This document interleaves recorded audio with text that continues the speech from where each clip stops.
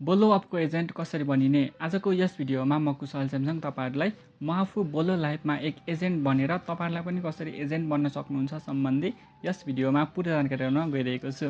सबैभन्दा सुरुमा यदि तपाईले बोलो अपको अकाउन्ट बनाउनु भएको छैन भने मैले बोलो अपको अकाउन्ट कसरी बनाउन सकिन्छ सम्बन्धी एउटा डिटेल भिडियो बनाएर यस मेरो च्यानल टेक्निक नेपालमा अपलोड गरिसकेको छु। त्यो भिडियोको लिंक म हजुरलाई तल पनि दिनेछु अथवा हाम्रो यस च्यानल टेक्निक नेपालमा गएर पनि त्यो भिडियो हेर्न सक्नुहुन्छ। अकाउन्ट बनाइसकेपछि तपाईको फोनमा रहेको बोलो एप एप्लिकेसनलाई खोल्नुस् र तल हेर्न सक्नुहुन्छ मी भन्ने अप्सन दिइरहेको छ। मीमा क्लिक गरिसकेपछि तपाईलाई यहाँ दुईटा अप्सन दिइरहेको हुन्छ। एउटा चाहिँ बिकम होस्ट अनि अर्को क्रिएट एजेन्सी। यदि तपाईको फोनमा यो अप्सन देखाइरहेको छ भने तपाई सजिलैसँग एजेन्ट बन्न सक्नुहुन्छ।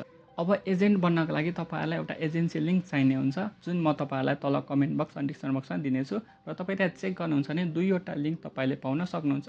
जुन चाहिँ एउटा मेरो व्यक्तिगत एजेन्सी लिंक भयो भने अर्को चाहिँ अफिसियल बोलो अप एपको लिंक तपाईलाई दिनेछु। त्यो लिंकमा क्लिक गर्नुहुन्छ भने यस्तो खालको इन्टरफेस देखिने हुन्छ। हल्का तलतिर आउनुहुन्छ भने यहाँनिर तपाईलाई क्लिक अन बोलो pro live agent registration link भन्ने एउटा यहाँनिर अप्सन दिइरहेको हुन्छ। त्यहाँ एकचोटी क्लिक गर्नुहुन्छ भने तपाईको लिंक खोलिने हुन्छ। दुईवटा लिंक मध्ये कुनै एउटा लिंकमा क्लिक गर्दा केही फरक पर्दैन। एउटा चाहिँ मेरो व्यक्तिगत एजेन्सी लिंक भयो भने अर्को चाहिँ बोलो अप एप वेबसाइटको लिंक रहेको छ। त्यो दुईवटा मध्ये कुनै एउटा लिंकमा क्लिक गरिसकेपछि तपाईको फोनमा रहेको बोलो एप्लिकेसन खोल्नुहोस् अनि सिस्टम मेसेजमा जानुहोस्। मेसेज आइरहेको रहेछ, मेसेज चेक गरौँ है त। सिस्टम मेसेजमा agency notice the official invites you to become an agent do you agree भनेर एउटा पपअप आइरहेको रहेछ। हामी सिम्पली यसमा एग्रीमा क्लिक गरौँ र एक्सेप्ट क्लिक गरिदिउँ। र अब तपाईले यहाँनिर आफ्नो एजेन्सी नाम राख्नुपर्ने हुन्छ। मैले चाहिँ अघि नै कपी गरेर राखेको छु। यसलाई सिम्पली यहाँनिर पेस्ट गरिदिन्छु र त्यसपछि फेरि यहाँ तपाईले आफ्नो कन्ट्याक्ट इन्फर्मेसन दिनुपर्ने हुन्छ। त्यसको लागि त्यहाँ तल क्लिक गरेर मैले फेरि पनि यहाँ WhatsApp चुज गरेँ र अगाडि हेर्न सक्नुहुन्छ रिजन भनिरहेको छ। यो चाहिँ यदि तपाईँ नेपालमा हुनुहुन्छ भने नेपालको चाहिँ कन्ट्री कोड के हो +977 हो। यसरी नै तपाईँ यदि विदेशबाट हेर्दै हुनुहुन्छ तपाईको विदेशको सिम छ अनि त्यो विदेशको कन्ट्री कोड के हो त्यो चाहिँ तपाईले यहाँनिर राख्नुपर्ने हुन्छ। प्लस चाहिँ अगाडि नै दिइरहेको छ। त्यही भएर हामीले सिम्पली यहाँनिर 977 अनि पछाडि आफ्नो WhatsApp नम्बर लेख्नु होला। यदि तपाईँ WhatsAppको साटो यहाँनिर हेर्न सक्नुहुन्छ थुप्रै अप्सन दिइरहेको छ। त्यो मध्ये कुनै एउटा राख्न चाहनुहुन्छ भने पनि तपाईले राख्न सक्नुहुन्छ। मैले चाहिँ अहिलेको लागि छिटो छरितोको लागि WhatsApp नै चुज गरेँ अनि अन्तिममा रहेको सबमिट अप्सनमा क्लिक गरिदिनु होला। र अब तपाईलाई यहाँनिर ग्यालरीको लागि परमिसन माग्ने छ, सिम्पली अलो गरिदिनु होला। अनि अब तपाईले यहाँनिर यसरी आफ्नो अनुहार देखाउनु होला। हेर्न सक्नुहुन्छ यहाँनिर ब्लिङ्क आइज भनेछ।